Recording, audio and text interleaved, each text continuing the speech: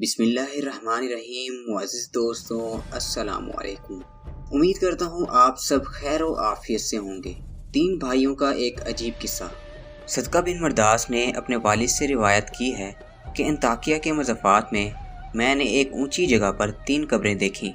उनमें एक पर यह शेर लिखा था, ज़िंदगी से वो शख्स क्या लज़्ज़त हासिल कर सकता है जो ये जानता हो कि खुदावंद आलम उससे ज़रूर बाज़ परस करेगा और उसे बंदों के साथ की जाने वाली नाइंसाफ़ियों का बदला लेगा और जो भलाइयाँ उसने की हैं उसकी जज़ा देगा। दूसरी कब्र पर लिखा था, क्या लज़्ज़त पाएगा वो जो यकीन रखता है इस बात पर कि उस पर मौत अचानक ही आ जाएगी, उसकी सारी बड़ाई और मुल्क छीन लेगी और उस घर में मिलाएगी जिसका वो मुस्तहिक है।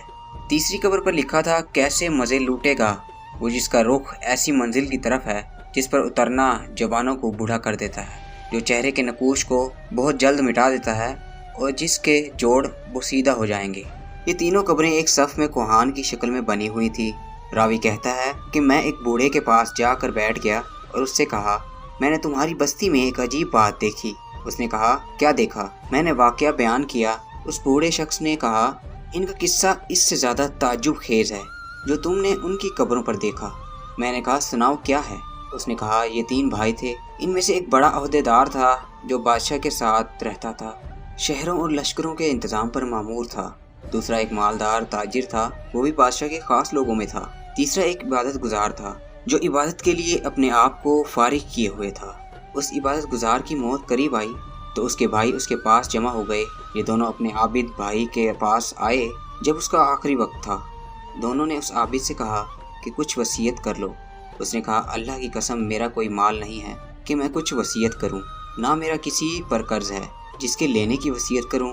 मैंने दुनिया में कोई चीज़ नहीं छोड़ी जिसके लौटने का अंदेशा हो। ओहदेदार भाई ने कहा, ऐ मेरे भाई, ये मेरा माल तेरे सामने है, इसमें जो चाह है कहो और जो दिल चाहे वसीयत करो। उसने रुख फेर दिया। ताजिर भाई ने कहा, मेरे भाई, तुझे मेरी कमाई और कसरत दौलत का पता है। शायद तेरे दिल में किसी भलाई का अरमान रह गया हो जिसको माल खर्च किए बगैर हासिल ना किया जा सकता हो। ये मेरा माल है, इसमें जो चाहो हुक्म करो, इसको पूरा करूँगा।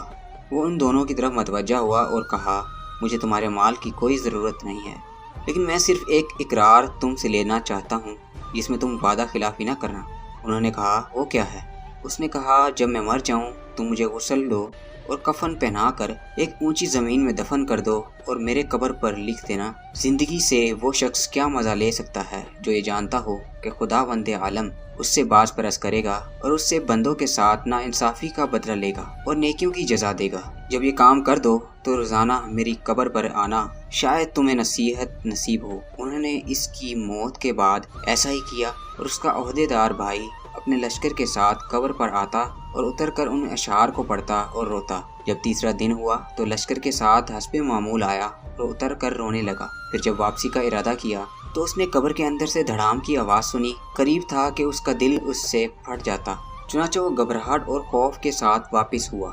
जब रात हुई तो उसने अपने भाई को ख्वाब में देखा और उससे पूछा, ऐ मेरे भाई, तुम्हारी कब्र से जो आवाज़ सुनी वो क्या थी? उसने कहा, वो हथौड़े की आवाज़ थी। मुझे कहा गया कि तूने मजलूम को देखा फिर भी उसकी मदद न की। चुनांचे वो शख्स गमज़दा उठा और अपने भाई को और दूसरे खास लोगों को बुलाया और कहा, मैं समझता हूँ कि हमारे भाई ने जो अपनी कब्र पर अशार लिखने की वसीयत की थी उसका मकसद मुझे तंबिया करना था। मैं तुम्हें गवाह बनाता हूँ कि आइंदा मैं तुम्हारे दरमियान नहीं रहूँगा। चुनांचे उसने अमारत छोड़ दी और इबादत में मशगूल हो गया। अब्दुल मालिक बिन मरवान को इस बारे में ख़त लिखा तो उसने लोगों को हुक्म दिया, इसको छोड़ दो, जहाँ चाहे जाए।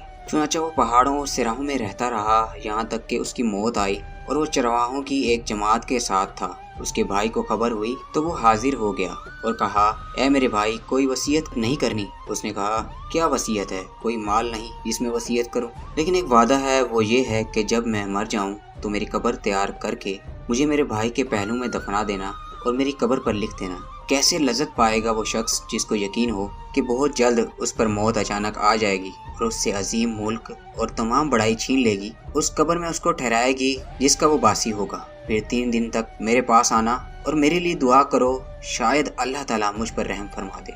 चुनांचे वो मर गया। उसके भाई ने उसकी वसीयत पर अमल किया।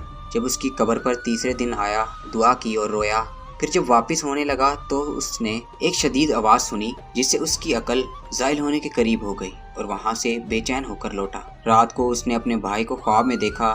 اس نے کہا کہ میں نے جب خواب میں اپنے بھائی کو دیکھا اس کی طرف لپکا اور اس سے پوچھا کیا تم ہماری ملاقات کے لیے آئے ہو؟ اس نے کہا ملاقات تو بہت ہی دور ہے۔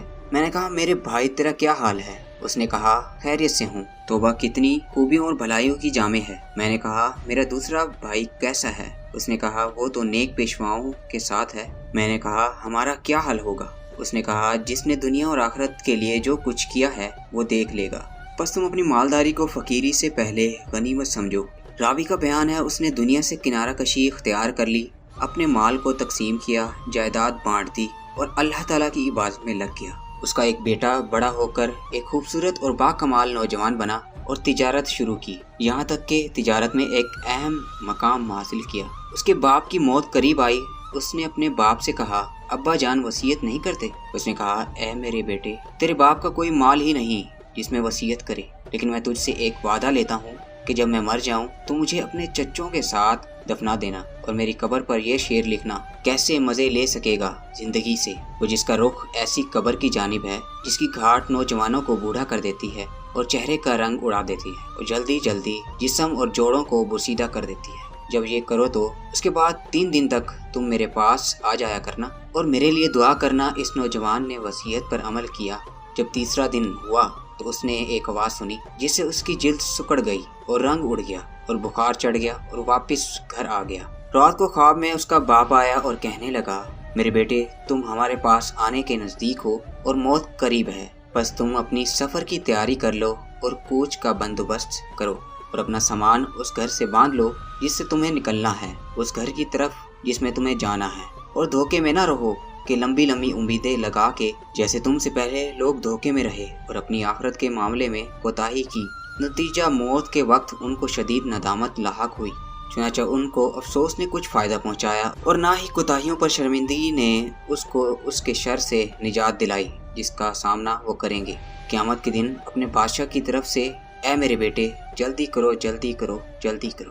عبداللہ بن صدقہ کہتے ہیں کہ جس بوڑھے نے واقعہ سنایا اس نے بتایا کہ جس رات کو اس نوجوان نے یہ خواب دیکھا، صبح کو میں اس کے پاس گیا تو اس نے وہ خواب ہمیں سنایا اور کہا مجھے یقین ہے کہ بات ایسی ہے جیسے میرے باپ نے کہی اور میں سمجھتا ہوں موت میرے سر پر منڈلا رہی ہے۔ رشتہ داروں اور لین دین والوں سے معاملہ صاف کیا اور سلام کہا اور لوگوں سے الوداع کہا۔ لوگوں نے اسے الوداع کہا جیسے کسی کو کسی چیز سے ڈرایا گیا ہو۔ وہ کہتا تھا میرے باپ نے کہا جلدی کرو جلدی کرو جلدی کرو۔ ان تینوں سے مراد یا 3 لمحات ہیں تو وہ گزرے اور یا 3 مہینے، میں نہیں سمجھتا کہ اس وقت تک زندہ رہوں گا، یا 3 سال ہیں یا 3 مہینوں سے بھی زائد ہیں، اور میں نہیں چاہتا کہ ان سے مراد سال ہوں۔ چنانچہ وہ 3 دن تک بخشتا رہا اور صدقہ دیتا رہا۔ جب اس خواب کو تیسرا دن ہوا تو اس نے صبح سویرے اپنے اہل و عیال کو جمع کیا اور ان کو الوداع کہا اور سلام کہا، پھر قبلہ رخ ہو کر لیٹ گیا اور آنکھیں بند کر لی اور کلمہ شہادت پڑھا اور وفات پا گیا۔ بے شک جو سچے دل سے اللہ کی طرف رجوع کرتا ہے تو اللہ تعالیٰ اس کی دعا قبول فرماتے ہیں، اس لیے ہمیں بھی چاہیے کہ ہر حال میں اللہ کی طرف رجوع کریں اور اسی سے مانگتے رہیں۔ اللہ تعالیٰ ہم سب کو اس واقعے سے سبق حاصل کرنے کی توفیق عطا فرمائے، آمین ثم آمین۔ امید کرتا ہوں آپ کو یہ ویڈیو پسند آئی ہوگی۔ ویڈیو پسند آئی ہے تو ویڈیو کو لائک کیجئے، شیئر کیجئے اور کمنٹ سیکشن میں اپنی رائے کا اظہار ضرور کیجئے گا۔ سانسوں نے وفا کی تو ایک نئی ویڈیو کے ساتھ پھر سے حاضر ہوں گے، تب تک کے لیے اللہ حافظ۔